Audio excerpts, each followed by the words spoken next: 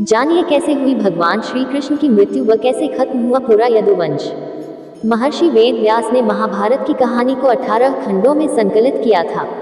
युद्ध के पश्चात भी बहुत कुछ ऐसा रह गया जिसके विषय में जानना बहुत जरूरी है।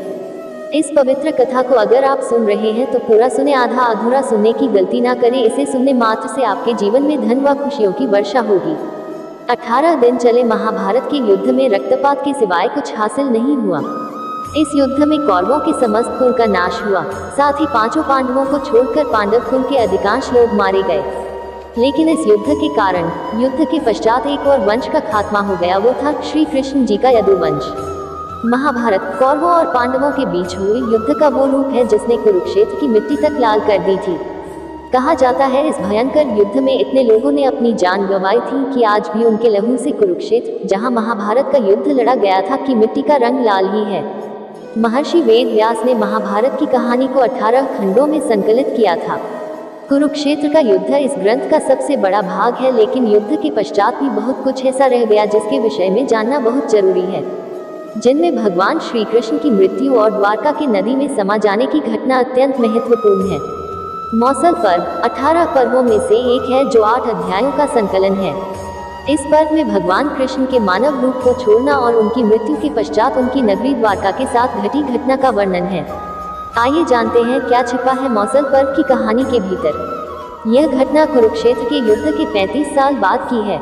कृष्ण की द्वारका नगरी बहुत शांत और खुशहाल थी, जहां युवाओं के भीतर चंचलता बड़ी ही सामान्य थी और वे सभी भोग विलास में लिप्त रहते थे। एक बार कृष्ण के पुत्र साम को एक शरारत सूझी। स्त्री का वेश लेकर वह अपने दोस्तों के साथ ऋषि विश्वामित्र, दुर्वासा, वशिष्ठ और नारद से मिलने गया। वे सभी भगवान श्री कृष्ण के साथ एक औपचारिक बैठक में शामिल होने के लिए द्वारका आए थे।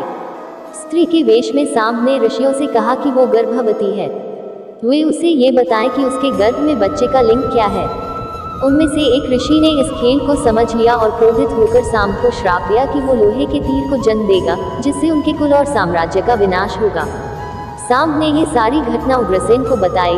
उग्रसेन ने साम से कहा कि वे तांबे के तीर का चूर्ण बनाकर प्रभास नदी में प्रवाहित कर दे, इस तरह उन्हें उस श्राप से छुटकारा मिल जाएगा।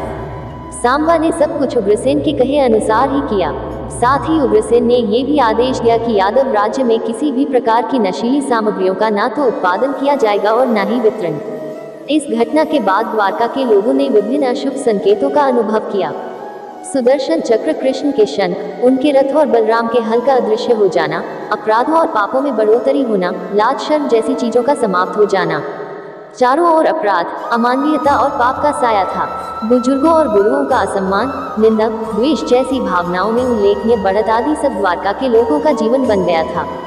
ये सब देखकर भगवान कृष्ण परेशान हो गए और उन्होंने अपनी प्रजा से प्रभास नदी के तट पर जाकर तीर्थ यात्रा कर अपने पापों से मुक्ति पाने को कहा।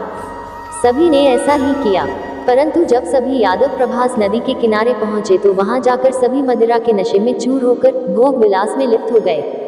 मदिरा के नशे में चूर सात्याकी कृतवर्मा के पास पहुंचा और अश्वत्थामा को मारने की साजिश रचने और पांडव सेना के सोते हुए सिपाहियों की हत्या करने के लिए उसकी आलोचना करने लगा।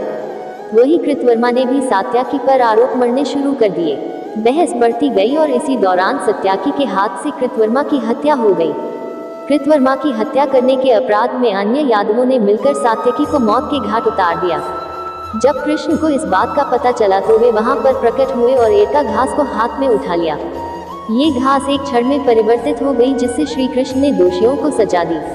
मदिरा के नशे में चूर सभी ने घास को अपने हाथ में उठा लिया और सभी के हाथ में मौजूद वो घास लोहे की छड़ बन गई, जिससे सभी लोग आपस में ही भिड़ गए और एक दूसरे को मारने लगे। वब्रू, दारुक और भगवान कृष्ण के अलावा अन्य सभी लोग मारे गए।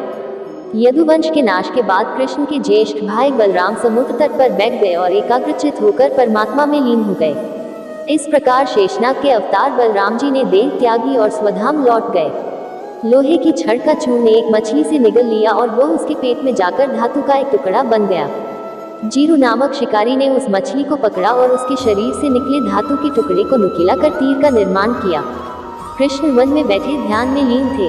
जीरू को लगा वह कोई हिरण है। उसने कृष्ण पर तीर चला दिया, जिससे श्री कृष्ण की मृत्यु हुई। कुछ समय बाद अर्जुन मदद लेकर द्वारका पहुंचे और कृष्ण की मृत्यु की खबर पाकर अत्यंत दुखी हो गए। कृष्ण के जाने के बाद द्वारका में उनकी 16,000 रानियां, कुछ महिलाएं, वृद्ध और बालक की शेष रह गए। वे सभी इंद्रप्रस्थ के लिए रवाना होने लगे। इसके बाद उस क्षेत्र में सभी देवता और स्वर्ग की अप्सराएं, यक्ष, किन्नर, गंधर्व आदि आए और उन्होंने श्री कृष्ण की आराधना की। आराधना के बाद श्री कृष्ण ने अपने नेत्र बंद कर लिए और वे सशरीर ही अपने धाम को लौट गए। महाभारत युद्ध की समाप्ति के बाद जब युधिष्ठिर का राजतिलक हो रहा था, तब कौरवों की माता गांधारी ने महाभारत युद्ध के लिए श्री कृष्ण को दोषी ठहराते हुए श्राप दिया कि जिस प्रकार कौरवों के वंश का नाश हुआ है, ठीक उसी प्रकार यदुवंश का भी नाश होगा।